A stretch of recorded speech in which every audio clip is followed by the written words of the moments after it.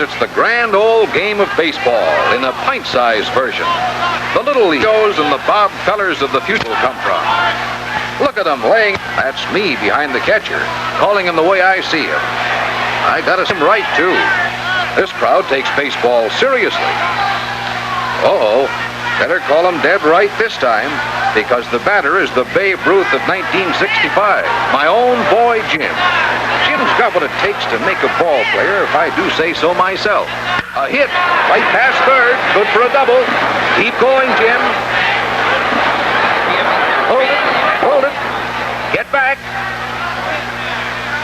A sacrifice. Get moving, Jim. Run, boy. Slide. I'm glad I didn't have to call that one. Now, careful, boy. Careful.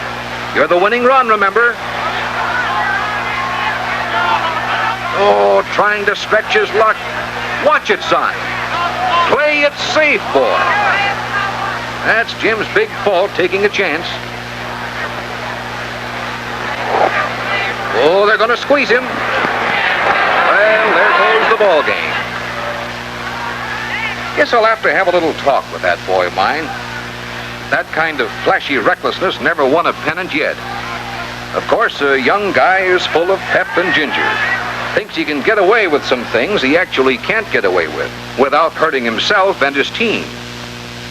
I'll talk to him about it, but maybe he'll have to learn the hard way. Look how long it took me to learn to play it safe. I hope Jim won't take as long as I did. Well, better get to work.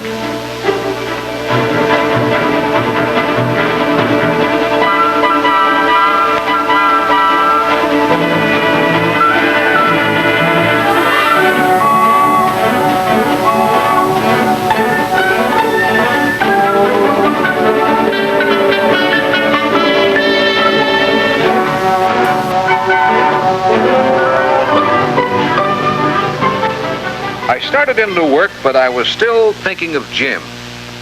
Trying to figure out how I could show him that the winners are the guys who play it smart and safe. And then it came to me.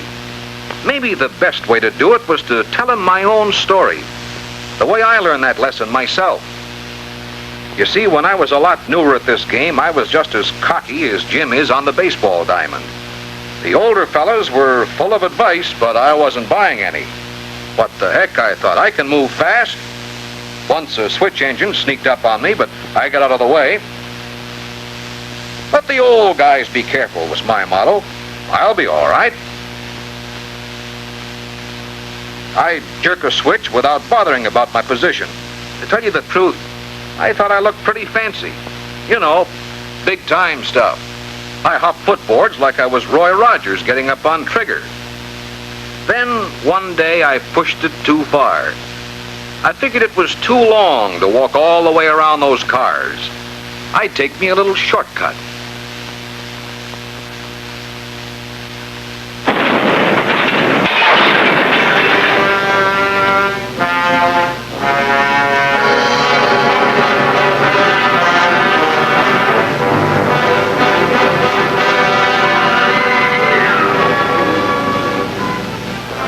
I was plenty lucky at that.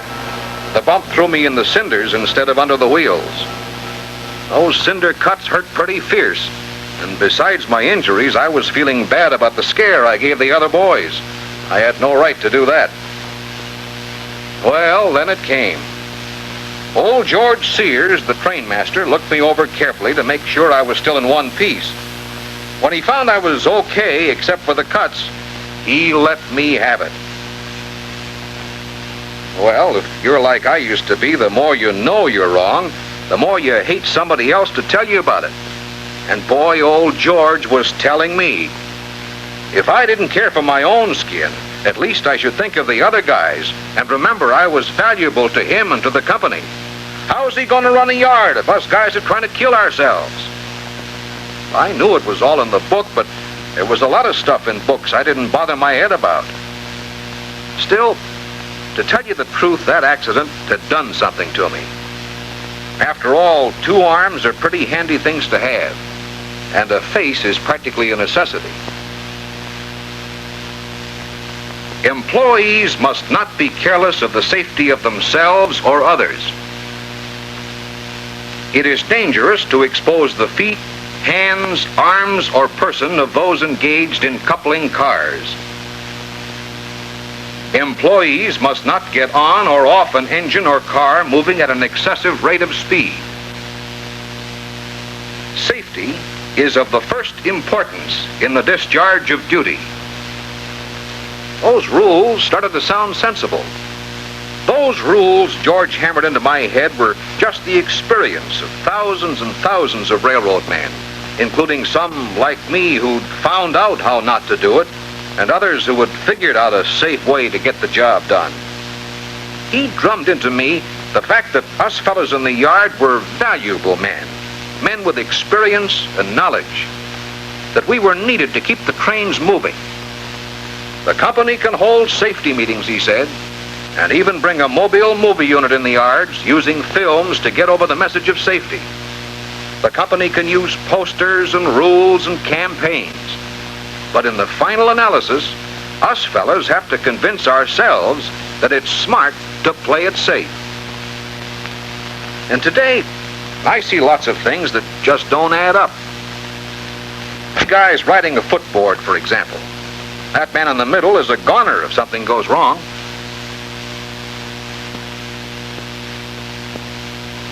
Riding to a coupling with your foot on the drawbar is just asking for trouble. Kicking the drawbar is a gamble. If you lose, goodbye foot.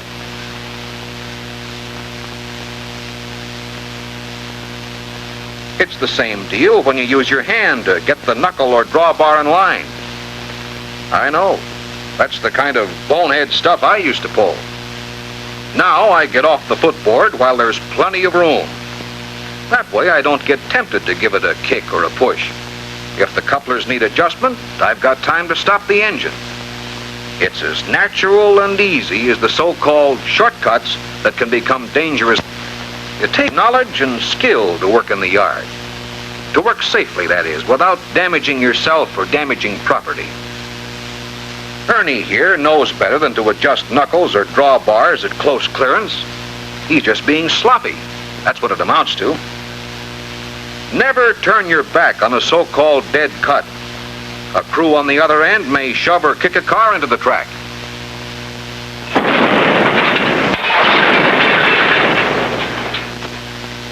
It's easier and safer to play it by the book. Stop the cut. Give yourself enough room to make the adjustment safely. Expose, but he's going to leave an accident set up for the next guy.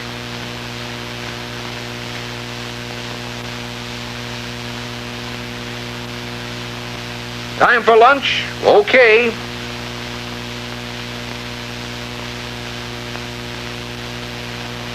She'll roll clear. Just like me when I was new at the game. Why worry, I always said. It'll be all right. You got to take a chance once in a while. But it wasn't all right. The car stopped out foul. A trap for the next guy and the next cut. Here it comes now. Lucky Ernie saw it in time, or it would have been either Ernie or a car bad ordered, or both.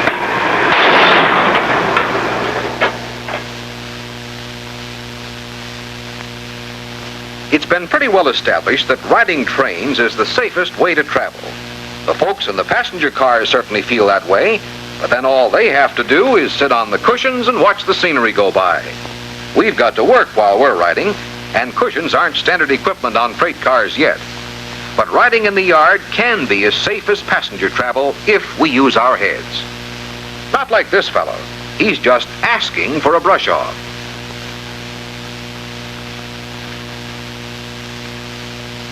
And this could be Tom's last meal. Look, Mom, no hands. But in my book, there's a big difference between a bicycle and a freight car. A sudden stop, a sudden shift of that load, what a risk. Fingers around the end post of a car with movable end gate can get mashed. Riding on top, close to the end of the car, can bring unpleasant surprises, including getting pitched off by slack action. it's just as easy to do it safely. A sure, firm grip, a solid foothold. Hug your body close to the car. Always look in the direction the car is moving. Once on top, the safe place is the center of the car. Then you're ready for slack action if it should happen. Boarding fast-moving equipment has caused many a strain and sprain, and even thrown men under the wheels. When you jump off fast-moving equipment, your body goes a lot faster than your feet, and you're likely to wind up in the cinders. Don't drop off in front of an obstruction of any kind. And don't board in front of a switch either. Give yourself plenty of room to get off and on. Be sure the ground ahead is clear. There's enough risk in our jobs without us adding any. Take setting brakes, for example. Notice how this fellow goes up the end ladder of the car. Now watch. See how he's using both hands to set the brake? Wrong. The right way is just as easy. Go up the side of the car till you've got a firm hold on the top grab iron. Swing over and set the brake with your other hand.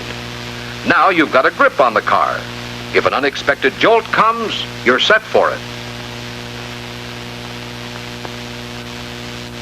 It seems funny to have to warn a fellow not to walk in front of an engine, but I did it myself when I first came to work here.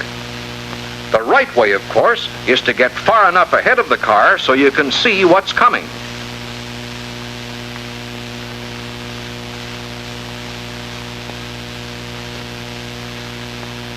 You wouldn't believe a man would do this, but I've seen it happen.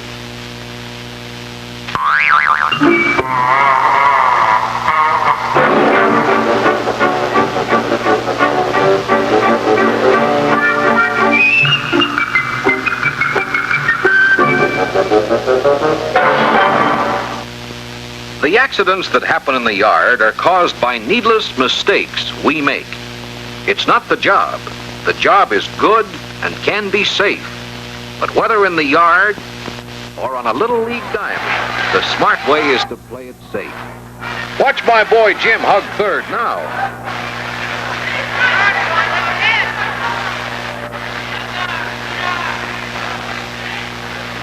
Well, as they say on the radio, here's the pitch. And it's a long drive to left field.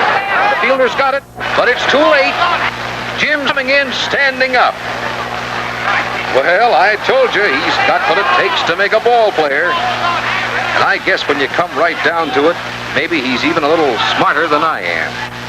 Anyway, I'm sure proud that he learned a lot faster than I did that it pays to play it safe.